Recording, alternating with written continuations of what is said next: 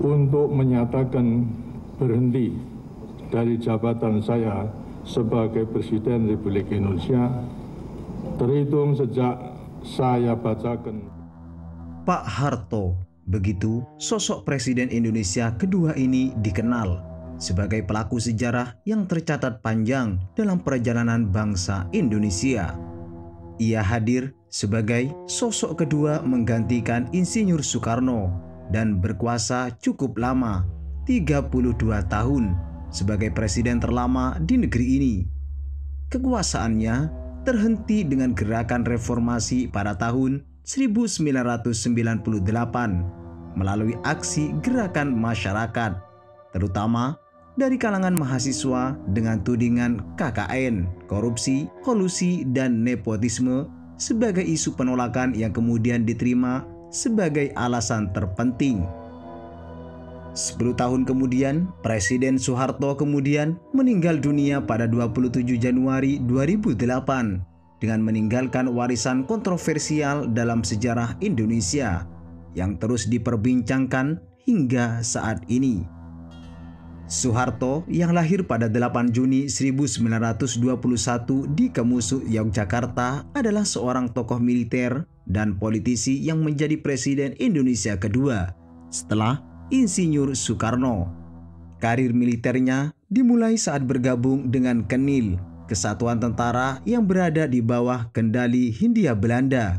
Saat Jepang masuk ke Indonesia di tahun 1942, Soeharto bergabung dengan PETA, yang setelah proklamasi kemerdekaan 1945, ia bergabung dengan TKR, Tentara Keamanan Rakyat, yang kemudian menjadi cikal bakal TNI. Soeharto naik pangkat hingga menjadi Mayor Jenderal dan memimpin Komando Strategis Angkatan Darat atau Kostrad. Salah satu prestasinya yang sering disampaikan adalah serangan umum 1 Maret 1949, bahkan sengaja difilmkan dengan judul Janur Kuning pada tahun 1979 saat ia menjadi presiden. Pada tahun 1965, Soeharto memainkan peran kunci dalam mengatasi gerakan 30 September dan mengamankan posisi strategis di militer. Pada tahun 1967, ia diangkat menjadi pejabat presiden melalui Supersemar, menggantikan Soekarno, dan resmi menjadi presiden pada tahun 1968 dan terus berkuasa hingga sampai 1998. Keterlibatan Soeharto dalam penumpasan PKI pun dipenuhi dengan narasi dan diksi yang kontroversial yang terus diperbincangkan hingga saat ini. Dibantu oleh pakar ekonomi Sumitro Joyo Hadikusumo, Soeharto berhasil membalikkan keadaan yang berpuncak pada swasembada. Soeharto berhasil membalikkan keadaan yang berpuncak pada swasembada pangan pada tahun 1984. Selama Orde Baru, Soeharto memang mencanangkan banyak perbaikan untuk Indonesia, sehingga mampu menghasilkan swasembada beras, bahkan berhasil membagi-bagi tanah untuk rakyat dengan program transmigrasinya. Infrastruktur penunjang juga dibangun, termasuk bendungan Batujai Praya Barat yang menjadi bendungan terbesar di Lombok Tengah. Pembangunan bendungan ini dimulai pada tahun 1977 dan dapat diselesaikan pada tahun 1982 sebagai bagian dari upaya untuk mencapai swasembada pangan pada era kepemimpinan Presiden Soeharto. Pada akhirnya, untuk pertama kali di tahun 1984, Indonesia meraih swasembada pangan yang membuat Soeharto mendapat kehormatan untuk berpidato dalam konferensi ke-23 FAO di Italia. Ia juga diketahui telah memberikan bantuan 100.000 ton padi untuk korban kelaparan di Afrika. Salah satu program populer dalam pertanian adalah Klompencapir, yang merupakan singkatan dari kelompok pendengar, pembaca, dan pemirsa. Klompencapir adalah kegiatan pertemuan untuk petani dan nelayan di Indonesia yang dicetuskan pada masa pemerintahan Presiden Soeharto dan ditayangkan melalui televisi TVRI. Kegiatan ini mengikut sertakan petani-petani berprestasi dari berbagai daerah. Mereka diadu kepintaran dan pengetahuannya seputar pertanian, antara lain soal cara bertanam yang baik dan pengetahuan tentang pupuk dengan model mirip cerdas cermat.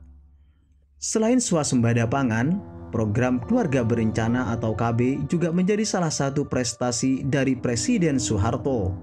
Ia meyakini kenaikan produksi pangan yang besar tidak akan banyak artinya jika jumlah penduduk tidak terkendali.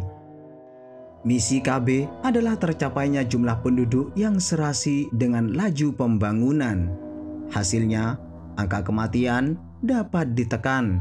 Juga usia harapan hidup rata-rata orang Indonesia yang semula hanya 41 tahun pada tahun 1965 meningkat menjadi 63 tahun. Keberhasilan ini menghasilkan pujian dari dunia. Soeharto pun diganjar UN Population Award, penghargaan tertinggi PBB di bidang kependudukan. Dalam kemajuan pendidikan, Soeharto mencanangkan Impres Wajar Dikdas, sehingga banyak sekolah dasar dibangun sampai ke pelosok.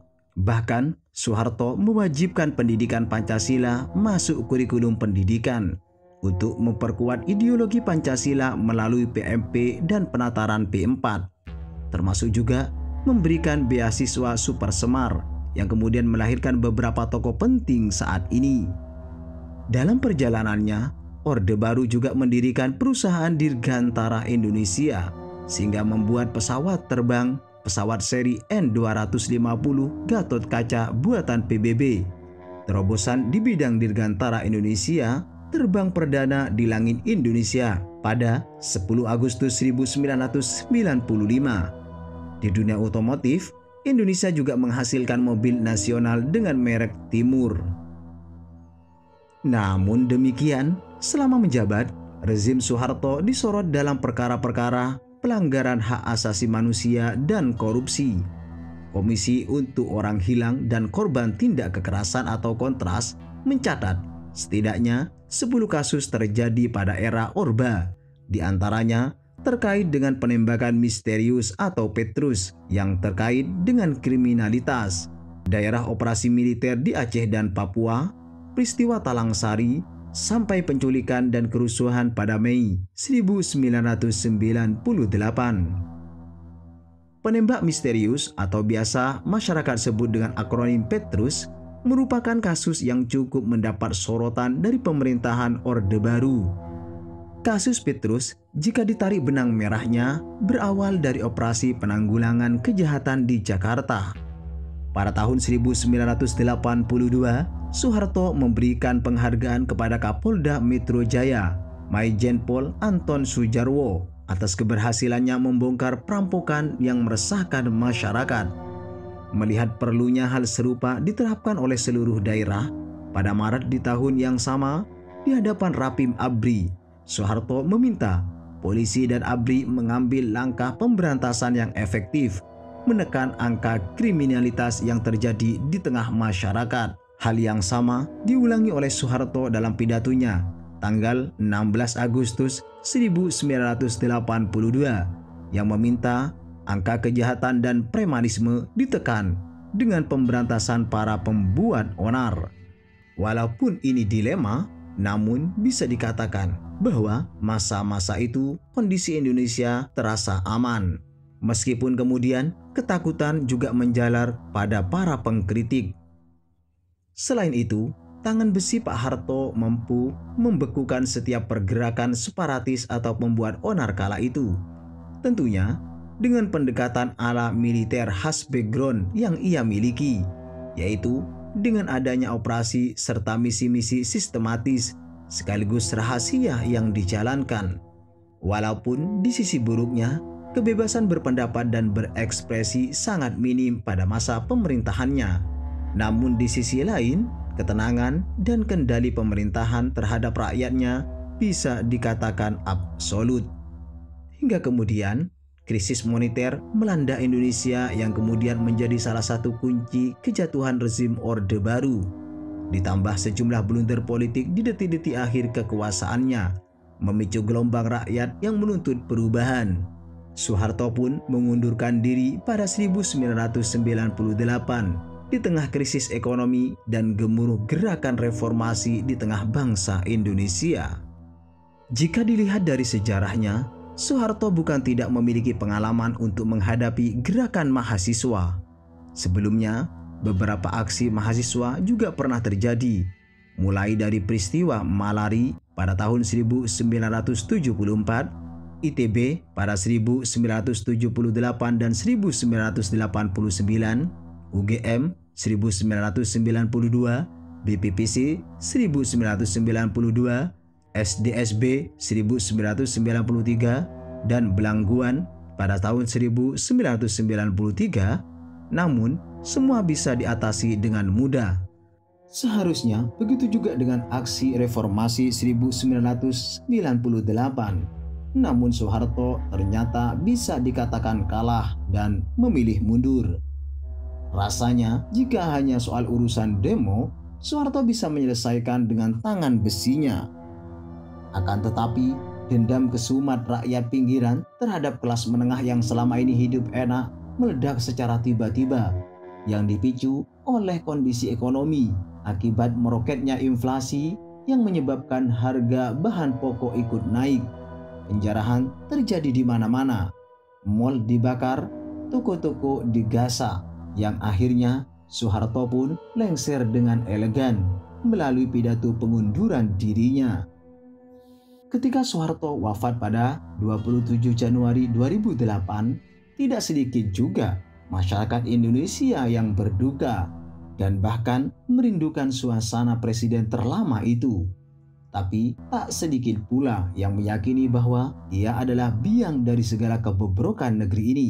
Nilai-nilai kontroversi kehidupannya pun tetap menjadi blunder yang terus menggelinding dan menjadi perdebatan, khususnya menjelang pemilu di Indonesia. Beberapa tahun pasca reformasi, juga marak foto dan lukisan di truk-truk yang menampilkan Soeharto sedang melambaikan tangan dengan tulisan "Piye kabare? Enakan zaman kuto, bagaimana kabarnya? Masih enak zaman saya kan?" Foto Pak Harto dan tulisan ini mengilustrasikan sebuah perasaan antara dua masa, Orde Baru dan reformasi, yang dinilainya dengan reformasi justru tidak menyelesaikan masalah bangsa. Ingin mengatakan bahwa perasaannya era Soeharto lebih baik daripada era reformasi. Toh praktik KKN yang dituduhkan kepada Soeharto sebagai alasan pelengseran dirinya dinilai tetap masih berlanjut di era reformasi ini, atau bahkan cenderung menjadi-jadi. Perasaan dan gambaran itu kemudian disangkal oleh beberapa tokoh yang juga muncul dari rasa ketakutan ketika kebebasan terbelenggu pada zaman Orde Baru. Perasaan terintimidasi bahkan oleh aparatur desa yang memiliki power berkuasa terbawa ke dalam kenangan dan perasaan. Soal penghilangan orang dan penahanan yang kadang tanpa melalui proses hukum yang jelas. Kondisi ini tetap menghantui masyarakat hingga saat ini.